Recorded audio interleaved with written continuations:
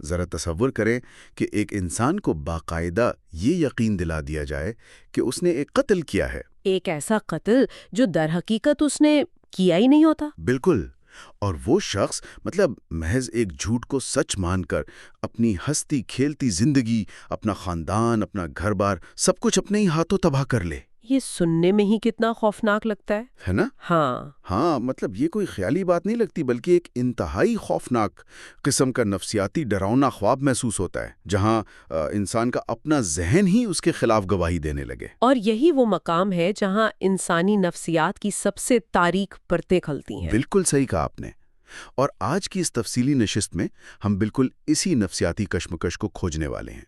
جو معلومات ہمارے سامنے ہیں وہ برِ صغیر کے مشہور ڈرامہ نگار آغا حشر کے شاہکار سلور کنگ کے حوالے سے ہیں۔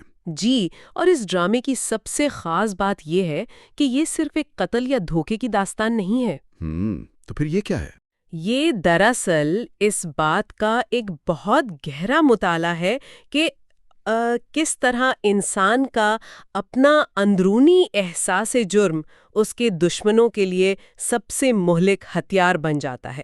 میں سمجھتی ہوں کہ آغا حشر کا یہ ڈرامہ بظاہر تو ایک روایتی کہانی معلوم ہوتا ہے، لیکن اس کی تہیں بہت گہری ہیں، رائٹ؟ بالکل، اگر ہم ان تہوں میں جائیں تو یہ ظاہر کرتا ہے کہ جب انسان اندر سے کھوکھلا ہو جاتا ہے تو باہر کی دنیا کتنی آسانی سے اس کے حقائق کو مسخ کر سکتی ہے۔ یہ تو بہت ہی زبردست پوائنٹ ہے، اور جو لوگ ہمیں سن رہے ہیں، خاص طور پر وہ جو انسانی فطرت کی ان پیچیدگیوں میں دلچسپی رکھتے ہیں، ان کے لیے یہ جائزہ بہت دلچسپ ہونے والا ہے۔ جی بالکل، کیونکہ اس کہانی میں لت، محبت اور حسد کے ایسے جال بنے گئے ہیں جو واقعی کسی کو بھی سوچنے پر مجبور کر دیں۔ تو چلیں اس جال کے پہلے دھاگے کی طرف چلتے ہیں۔ کہانی کی بنیاد ایک محبت کے مسلسل پر رکھی گئی ہے، ایک کلاسک لو ٹرائنگل جسے ہم کہتے ہیں۔ ایک لڑکی کی محبت میں گرفتار ہیں جو کہ بہت نیک اور پاک باز بتائی گئی ہے۔ جی، اور پروین ان تینوں میں سے افضل کا انتخاب کرتی ہے۔ ان کی شادی ہو جاتی ہے اور پھر ان کی ایک بیٹی بانو پیدا ہوتی ہے۔ بظاہر تو یہ ایک بہت ہی خوشگوار انجام لگتا ہے، لو سٹوری پوری ہو گئی، لیکن پھر افضل جو کہ ایک شریف انسان تھا، وہ جوئے اور شراب کی لت کا شکار ہو جاتا ہے۔ اور یہ لت ہی دراصل اس تمام تباہی کی بنیاد بنتی ہے۔ بالکل، اور پھر اسی لت کی وجہ سے اسے اپنی بیوی پروین اور اپنے دوست منیر کے درمیان تعلق کا شک ہونے لگتا ہے۔ اب یہاں میں تھوڑا سا رکنا چاہوں گا۔ جی بتائیے۔ مجھے یہ بات کچھ ہضم نہیں ہو رہی، پروین کو کہانی میں ایک انتہائی وفادار عورت دکھایا گیا ہے۔ اگر وہ اتنی ہی مخلص ہے تو افضل کا شک اس حد تک کیسے پہنچ گیا کہ وہ بالکل اندھا ہی ہو جائے؟ میں سمجھ سکتی ہوں کہ یہ بظاہر ایک زبردستی کا موڑ لگ سکتا ہے۔ ہاں نا، کیا یہ محض کہانی کو آگے بڑھانے کا کوئی بہانہ نہیں تھا؟ رسپیکٹ تباہ ہو چکی تھی۔ جب ایک انسان خود کو اس قابل ہی نہیں سمجھتا کہ کوئی اس سے محبت کر سکے تو وہ اپنے اسی احساس کمتری کا عکس دوسروں میں دیکھنے لگتا ہے۔ مطلب وہ اپنے اندر کی برائی کو پروین پر تھوپ رہا تھا؟ بالکل، افضل جانتا تھا کہ وہ ایک برا شوہر بن چکا ہے۔ اس کا لاشعور اسے مسلسل بتا رہا تھا کہ پروین جیسی نیک عورت اس جیسے گرے ہوئے انسان کے ساتھ کیوں رہے گی۔ اسی لیے اس نے پروین کی وفاداری پر شک کرنا شروع کر دیا۔ یہ تو بہت ہی گہری بات ہے، یعنی یہ شک پروین کے کردار کا نہیں تھا بلکہ افضل کی اپنی اندرونی ٹوٹ پھوٹ کا نتیجہ تھا۔ بالکل صحیح کہا آپ نے۔ اور اسی اندھے شک کی بنیاد پر وہ غصے میں پاگل ہو کر منیر پر پستول تان لیتا ہے۔ وہ منیر کو گھر سے نکالتا ہے اور پھر خود بھی بندوق لے کر اس کے پیچھے نکل پڑتا ہے، جو کہ ایک انتہائی خطرناک قدم تھا۔ اگر ہم اس صورتحال کا تجزیہ کریں تو یہ ایک مکمل جسے کہتے ہیں سیلف فلفلنگ پروفیسی، یعنی خود کو سچ ثابت کرنے والی پیشن گوئی، اس کی بہترین مثال ہے۔ میں آپ کی اس بات سے 100% متفق ہوں۔ افضل جس دھوکے اور تباہی سے ڈرتا تھا، اس نے اپنے اسی بے بنیاد شک اور پرتشدد رویے سے خود ہی اس تباہی کی بنیاد رکھ دی۔ اس نے خود ایک ایسا ماحول بنا دیا جہاں کچھ نہ کچھ برا ہونا ناگزیر ہو گیا تھا۔ اور آغا حشر نے اس ناگزیر تباہی کو بڑی مہارت سے ڈرامے کے پہلے باب یعنی فرسٹ ایکٹ میں پیش کیا ہے۔ ہاں، وہ فرسٹ ایکٹ کی رفتار واقعی بہت تیز ہے۔ جی، اس پہلے باب میں کل 5 مناظر ہیں اور ان مناظر کی رفتار اتنی تیز رکھی گئی ہے کہ دیکھنے والے کو ذرا سانس لینے کا موقع بھی نہیں ملتا۔ محبت، شادی، لت، شک اور پھر سیدھا تشدد. یہ تیز رفتاری دراصل افضل کی اس گرتی ہوئی ذہنی حالت کو دکھا رہی ہے، رائٹ؟ جو تیزی سے کنٹرول سے باہر ہو رہی تھی. بالکل، یہ اس کی ذہنی کیفیات کا عین عکس ہے۔ اور پھر وہ واقعہ پیش آتا ہے جو اس پوری کہانی کا رخ ہی بدل دیتا ہے۔ منیر جب افضل کے گھر سے نکل کر اپنے گھر پہنچتا ہے تو اسے وہاں اسد ملتا ہے۔ وہی اسد جو ان کا تیسرا دوست تھا اور اب ایک کرپٹ پولیس آفیسر بن چکا ہے۔ ہاں، اور اس کے ساتھ اس کے 2 جرائم پیشہ دوست بھی موجود ہیں، ابو اور نبو۔ اب وہاں پروین کے معاملے پر ان کے درمیان بحث شروع ہو جاتی ہے، بات ہاتھا پائی تک پہنچتی ہے اور اسی دوران نیبو کے ہاتھوں غیر ارادی طور پر سے ہی لیکن گولی چل جاتی ہے اور منیر کی موت واقع ہو جاتی ہے۔ جی، گولی نیبو نے چلائی، منیر مر گیا۔ لیکن کہانی کا سب سے خوفناک موڑ تب آتا ہے جب افضل، جو بندوق لے کر منیر کو ڈھونڈ رہا تھا، وہ عین اسی وقت وہاں پہنچ جاتا ہے۔ اور یہی وہ لمحہ ہے جہاں اسد کی شیطانی ذہنیت پوری طرح کھل کر سامنے آتی ہے۔ وہ کیسے؟ دیکھیں، اسد دیکھتا ہے کہ لاش پڑی ہے، اس کے اپنے دوست نے گولی چلائی ہے، اور اچانک افضل، جس سے وہ ویسے ہی حسد کرتا تھا، وہ ہاتھ میں پستول لیے وہاں آ جاتا ہے۔ تو اسد فوری طور پر اس صورتحال کا فائدہ اٹھاتا ہے اور ایک ایسا جال بلتا ہے کہ افضل کو یقین دلا دیا جائے کہ منیر کو اس نے مارا ہے۔ بالکل، وہ اسے یقین دلا دیتا ہے۔ اب ذرا رکیے، یہاں یہ بات میری سمجھ سے بالکل باہر ہے۔ یہ کیسے ممکن ہے؟ گولی چلنے کی ایک آواز ہوتی ہے، بندوق کا ایک جھٹکا ہوتا ہے جسے آپ اپنے ہاتھ میں محسوس کرتے ہیں۔ جی، ظاہری بات ہے۔ کوئی انسان یہ کیسے بھول سکتا ہے کہ اس نے ٹریگر دبایا ہے یا نہیں؟ یہ کس قسم کی نفسیاتی ہیرا پھیری ہے؟ یہ تو ایسا ہی ہے نا کہ دن کے وقت کسی کو یقین دلا دیا جائے کہ بھئی ابھی تو رات ہو رہی ہے۔ کیا انسان کا ذہن اتنا کمزور ہو سکتا ہے کہ وہ اتنے بڑے جھوٹ کو مان لے؟ آپ کا سوال بالکل بجا ہے، اور اگر یہ کسی عام حالت میں ہوتا تو افضل کبھی بھی اس جھوٹ کو نہ مانتا۔ تو پھر یہاں کیا مختلف تھا؟ ہمیں ان میکینزمز کو سمجھنا ہوگا جو اسد نے استعمال کیے۔ سب سے پہلی بات، افضل شدید نشے کی حالت میں تھا۔ الکحل انسان کی یادداشت کو دھندلا کر دیتی ہے، جسے ہم نفسیات میں بلیک آؤٹ کہتے ہیں۔ اچھا، تو وہ بلیک آؤٹ کا شکار تھا؟ جی، اور دوسری اہم بات، افضل کے اندر وہ ارادہ موجود تھا۔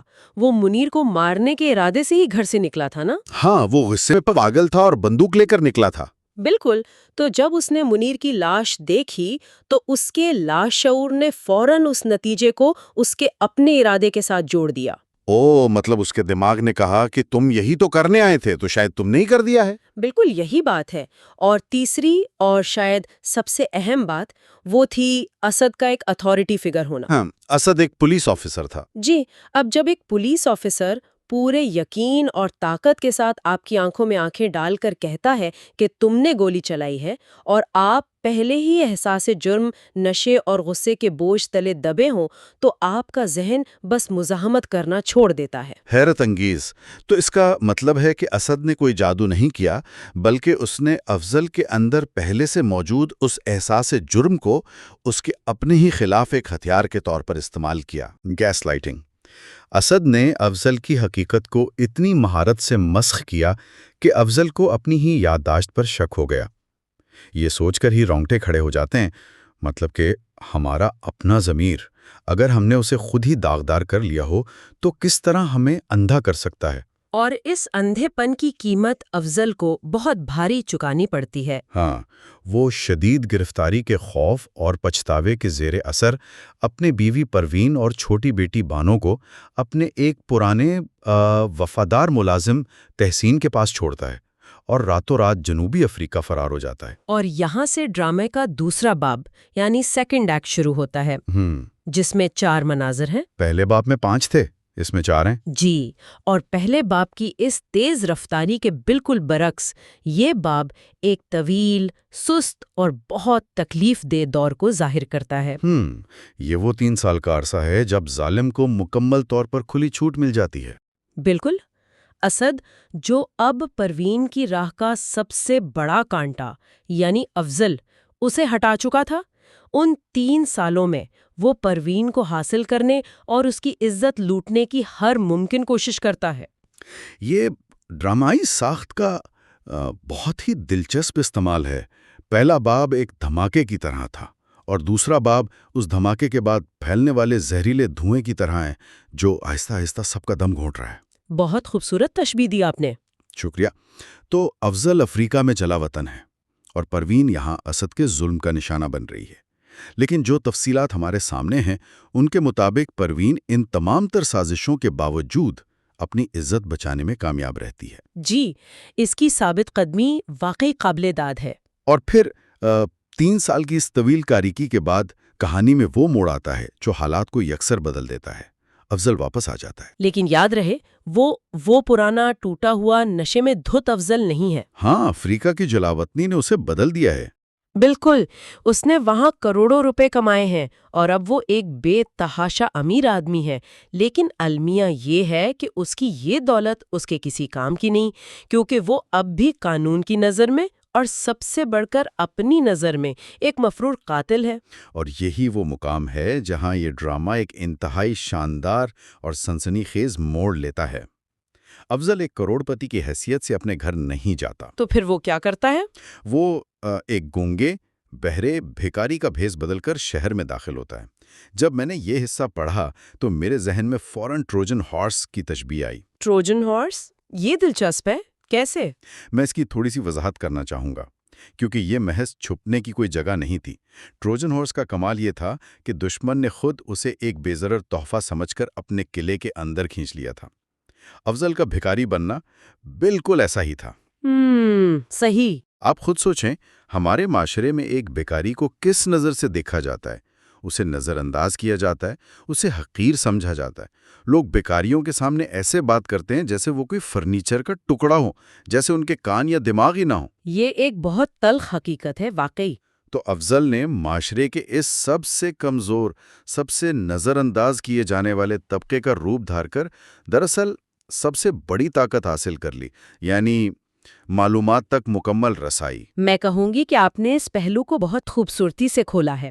افضل کا یہ بھیس اس کی مجبوری ضرور تھی، لیکن یہی اس کی سب سے شاندار حکمت عملی بھی بن گیا۔ بالکل۔ اسد جو اپنے غرور اور طاقت کے نشے میں اندھا ہو چکا تھا، وہ اس گونگے بہرے بھکاری کو ایک بے ضرر کیڑا سمجھ کر اسی اغوا کے ٹھکانے پر اپنا ملازم رکھ لیتا ہے، جہاں وہ پروین اور بانو کو قید کرنے کا منصوبہ بنا رہا ہوتا ہے۔ جی ہاں، بالکل وہیں۔ مطلب یہ سوچیں ذرا، وہ کروڑ پتی انسان جس کے پاس دنیا کی ہر آسائش خریدنے کی طاقت ہے، وہ اپنے دشمن کا جھوٹا برتن اٹھا رہا ہے، فرش صاف کر رہا ہے، صرف اس لیے کہ وہ سچائی تک پہنچ سکے۔ اور وہیں بھکاری کے روپ میں وہ اسد کے تمام شیطانی منصوبے سن لیتا ہے۔ زبردست۔ اب یہاں سے کہانی تیسرے باب یعنی تھرڈ ایکٹ میں داخل ہوتی ہے۔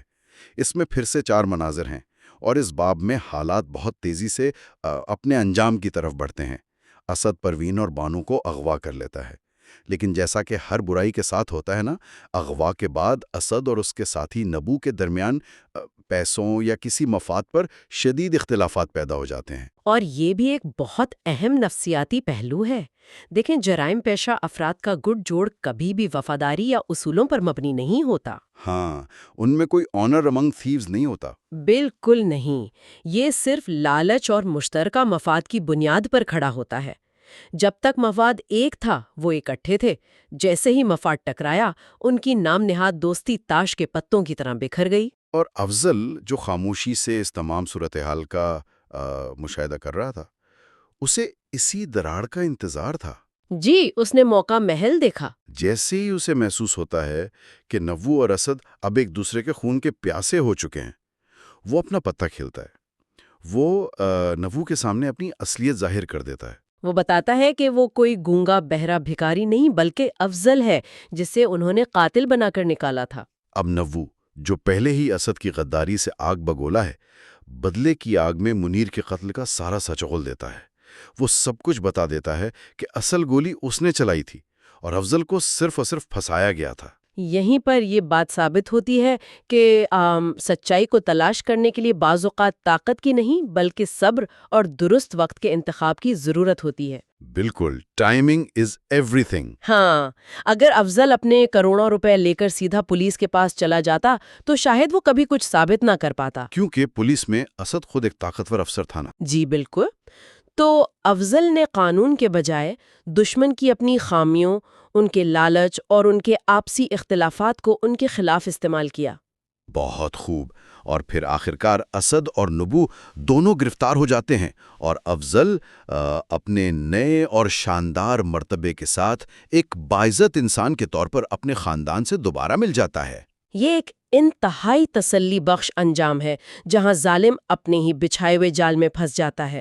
واقعی۔ لیکن اس سارے مرکزی پلاٹ سے ہٹ کر ایک اور چیز نے میری توجہ کھینچی ہے۔ وہ کیا؟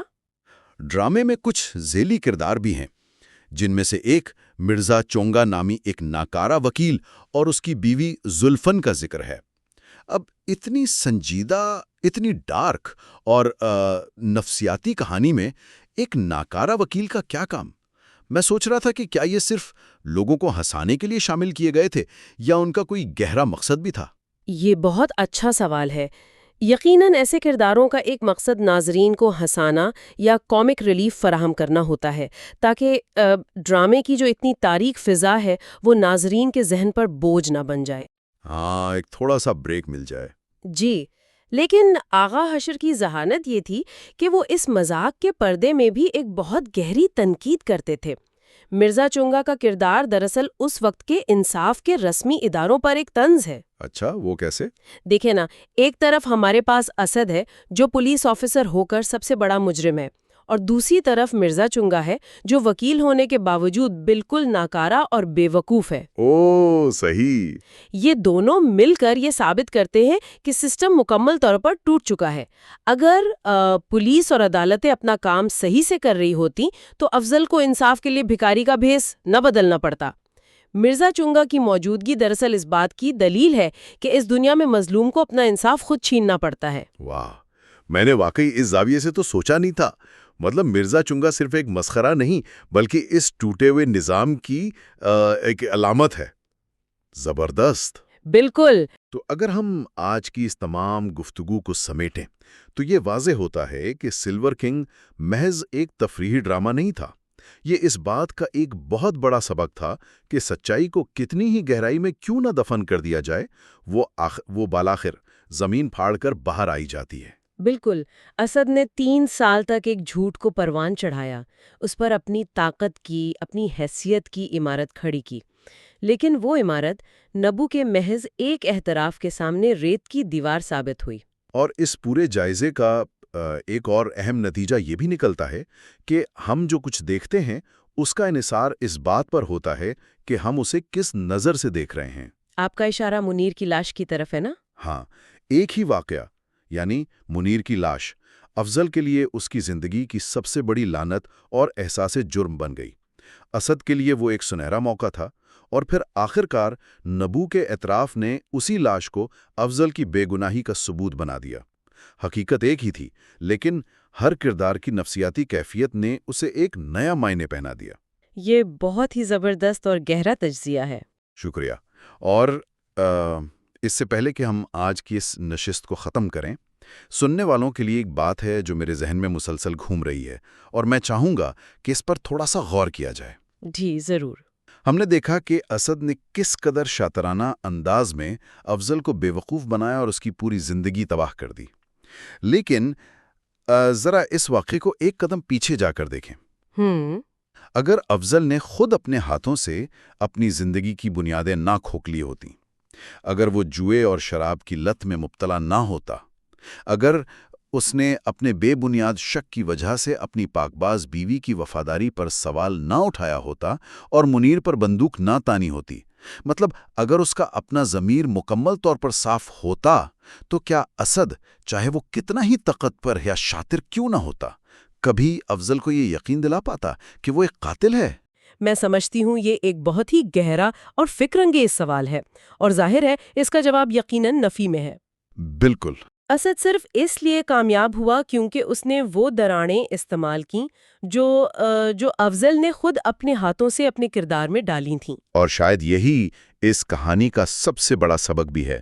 بیرونی دشمن یا بیرونی حالات ہمیں اس وقت تک شکست نہیں دے سکتے، ہم پر اپنا جھوٹ مسلط نہیں کر سکتے، جب تک کہ ہم خود اندر سے اپنی طاقت اور اپنی سچائی کو کھوکھلا نہ کر چکے ہوں۔